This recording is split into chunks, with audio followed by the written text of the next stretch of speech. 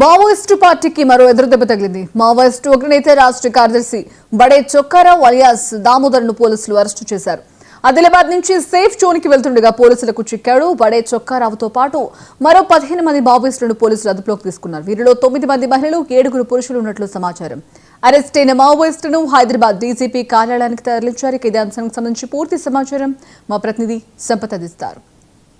Maoist పార్టీకి మరో ఎదురు దెబ్బ తాకిందని చెప్పచ్చు. మనం చూసుకున్నట్లయితే మావోయిస్టులు ములుగు జిల్లాలో అగ్రనాయకులైనటువంటి అటు తక్కిలపల్లి వాసుదేవరావు ఆలేసు ఆశన్న ఈ మధ్య కాలంలో 200 మంది మావోయిస్టులతో పోలీసుల ముందు డీజీపీ తెలంగాణ పోలీసుల ముందు లొంగిపోయిన పరిస్థితి మనం చూసుకున్నాం.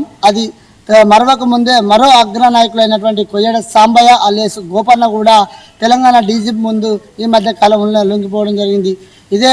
ఈ యొక్క జిల్లాలో ఉన్నటువంటి మరొక అగ్రనాయకులు తెలంగాణ రాష్ట్ర కార్యదర్శి బడే చొక్కారావు ఆలేసు దామోదరు ఇక్కడి నుంచి సేఫ్ జోన్కు వెళ్తున్న క్రమంలో పోలీసులను వారిని అదుపులోకి తీసుకున్నట్లు సమాచారం తెలిసింది.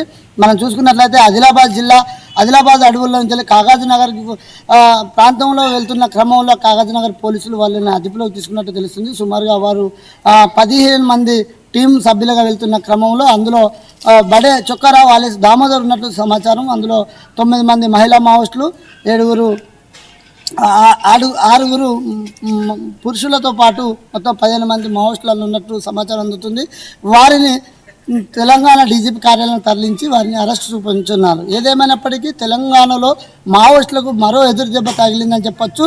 తెలంగాణ ములుగు జిల్లాలో అగ్రనాయకులైనటువంటి 3 ఇటు తక్కలపల్లి వాసుదేవరావు ఆలేసు ఆశన్న, అటు బడే చొక్కారావు ఆలేసు దామోదరు, ఇటు చూసుకున్నట్లయితే కొయ్యడ సాంబయ్య గోపన్న పూర్తిగా ములుగు జిల్లాలో మావోయిస్టులందరూ కూడా పోలీసుల అధీనంలో ఉన్నారని చెప్పవచ్చు. ఏదేమైనప్పటికీ మావోయిస్టులకు మరో ఎదురు దెబ్బ తాకిందని చెప్పొచ్చు. కెమెరామెన్ ప్రభాకర్తో సంపత్, 99 టీవీ, ములుగు జిల్లా. కొండగట్టు ఆలయ భూముల వివాదం షోకాజ్ నోటీస్ పై